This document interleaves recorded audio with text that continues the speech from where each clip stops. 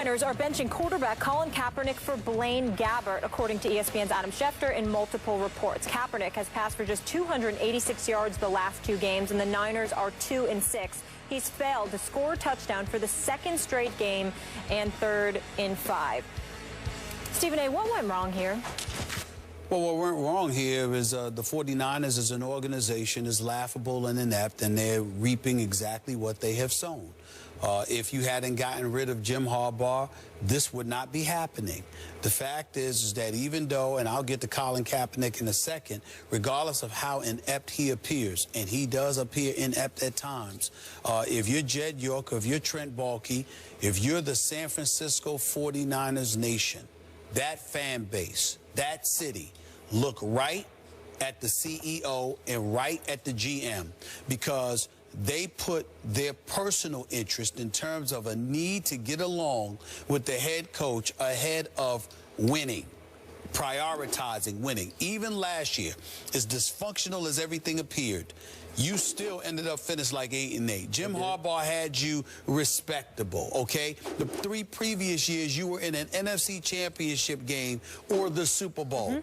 And to sit there and to get in this man's way and to impede his ability to coach this franchise, you are reaping precisely what you sowed. You brought this on yourself, and you are getting what you deserve. That's number 1. Number 2, let's get to Colin Kaepernick. He has regressed. There is no question about it. And it really, really doesn't make sense when you consider the fact that his quarterback coach is now the offensive coordinator. So it's not like there's been an absence of continuity that's been there. He just doesn't seem to be developing. And just sitting in a chair and playing a role of couch psychologist here, whatever you want to call it, I look at a Colin Kaepernick that does not seem interested in playing the game of football with the people he plays for, the organization he plays for, and the teammates he plays with. Now, that's got to be primarily his fault, because you got to be professional. Now, he goes out there, gets beat up. There's no question about it. You know, he's getting sacked, he's getting hit a lot. He doesn't have the requisite weapons to throw the football to the way that he once did, because Torrey Smith and Anquan Bolden, maybe they're cutting it, maybe they're not, I don't know, but they don't seem to vibe with him. And he certainly wasn't vibing with Vernon Davis, according to the reports, which is one of the reasons why Vernon Davis is probably even more happy to be going to Denver, even though he's not going to admit, he's going to say, I love Peyton Manning, Peyton Manning, Peyton Manning. But here's the deal. If you're Colin Kaepernick, I know he can still run with that football. I know he can still make plays with that football. I know that in the right situation, he can help a team win on a football field. Don't tell me he's on a level of Blaine Gabbert. Blaine Gabbert ain't better than Colin Kaepernick.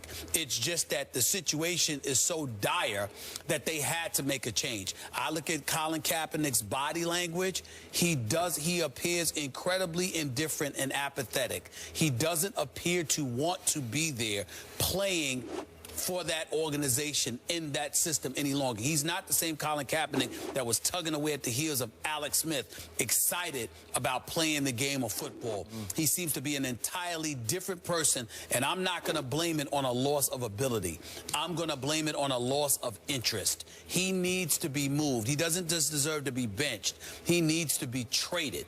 Philadelphia is what I think would be an ideal spot for him, me personally speaking, but he needs to be traded. He needs a new environment. He does not want to be there any longer, and it's written all over his face. Yep, I agree with that. So let's trace what just happened. You recall we went back and forth that year, back in 2012, Harbaugh going back and forth between Alex Smith and Kaepernick, and I said I would just close my eyes and plunge and go with Kaepernick. Yep. Supremely gifted young man. Loved the way he threw, big velocity, big arm. And obviously, I loved the way he could run with the football. And you remember that first playoff run, what he did to the Green Bay Packers at Candlestick Park? 181 yards rushing on 16 carries. Whew. What a show he put on. And they got all the way, as you remember, to the Super Bowl. And I thought there was pass interference on Crabtree in the end zone, but it's close. It's real close to winning that Super Bowl.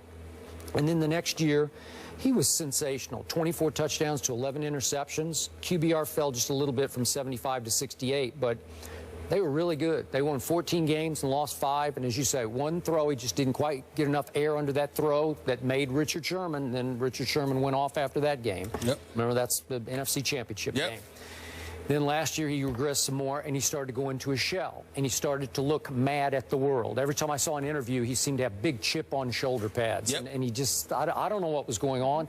And then there were reports lately about that he's withdrawn from his teammates, and Adam Schefter reported that here in the last, I guess this last week, he actually started not wearing his headphones in the lunchroom. Like, I'm going to take my headphones off, so I'm going to actually try to communicate with some of my teammates. That's on him. That's all his fault. But here's my bottom line to this, and I do agree with your Philadelphia idea. He deserves a fresh start somewhere where he's appreciated. But here's my problem. We just opened this show talking about Cam Newton. What has Cam done that a lot of the other quarterbacks no longer do? He's embraced who he is, right? He runs with the football on occasion when it's called for. Now, you don't love the power runs, but not the power runs, but I love him running. I do too. I love him running, and it doesn't seem to bother him, and it seems to ignite his football team, and it makes it a little easier on him because it makes it so much harder on the defense to prep for that. Let me say this to you. Colin Kaepernick does not deserve to be mentioned in the same breath as Cam Newton, but not because of talent. Look at Cam Newton's attitude. Look at how he infuses the guys around him. Now, this is a guy that used to wear the towel over his head and sulk and all of that other stuff. He had his does not do that. No, he doesn't. Cam Newton is a leader. He is. Cam Newton inspires guys around him. Guys love being his teammate. I don't see any of that. I don't know if they used to. If we go back 3-4 years ago. But I don't know. But yeah, but Colin Kaepernick, this ain't his first or second year. No. This dude has been around for 4 years. Colin Kaepernick doesn't seem, you don't hear anyone speaking up for him. No one. No one. I'm talking about as a person. Now, I don't know how fair that is. Because, I mean, I don't know him. Seems to be pretty nice to me. But if you're a guy that's to yourself, the reason why that's the antithesis of what a quarterback is supposed to be is because the quarterback needs everybody else to do their job. No matter how great the quarterback is, Tom Brady will look like Blaine Gabbert if everybody's dropping passes, running the wrong routes, not studying film, not understanding things, you know, not understanding the system. You need other guys. And as a quarterback, you have to inspire guys to want to be there. The fact that Vernon Davis could get traded and literally get out of bed and talk about, man, all I could think about was Peyton Manning. The fact that the Gronkowskis and Edelmans and Amendolas of the world, everybody talking, even Bill Belichick is Tom Brady, Tom Brady, Tom Brady. The fact that you got teammates talking about how great Aaron Rodgers is as a talent and everything he brings to the table. Tony Romo, the way his teammates rave about him. You cannot be a quarterback that in any way alienates people. You just can't do it. Okay. On the NFL level, it's taboo. And that appears to be what Colin Kaepernick has done. I don't know. I'm just saying it appears to be that way because of what everybody says when they're talking about him. And that's the problem. Okay. Back to my Cam Newton point. He continues to run with the football very effectively, and I don't know why, but last year, even under Jim Harbaugh, in San Francisco, Kaepernick quit running the read option. He is lethal on the read option, and he's safe with it. He is so gifted athletically. He'll slide.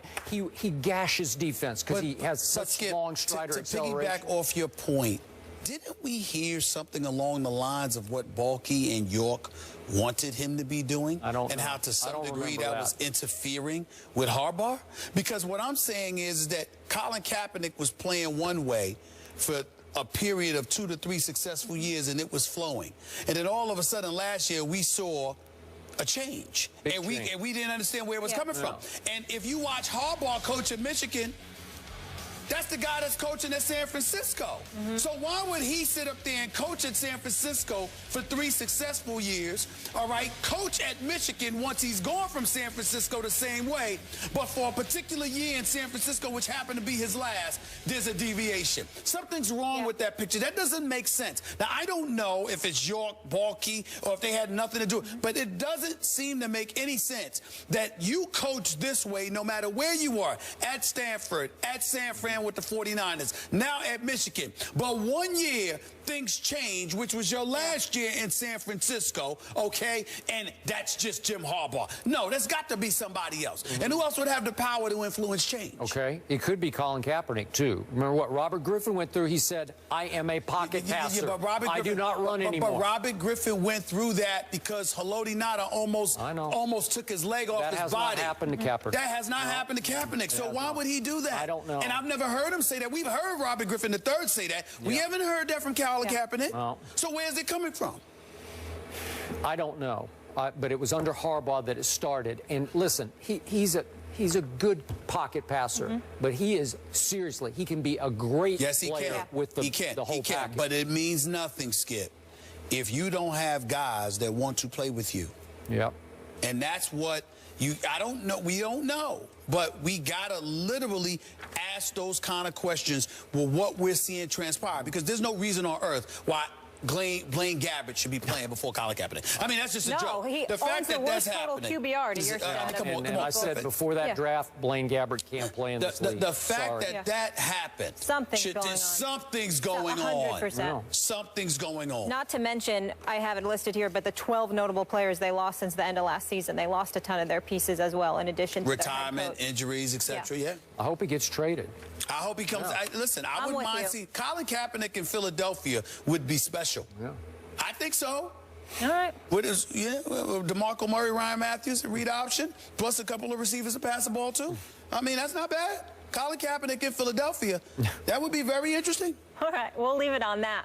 Coming up, did you guys hear what Tiger Woods' former caddy had to say about his old boss? We'll tell you that and react on the other side.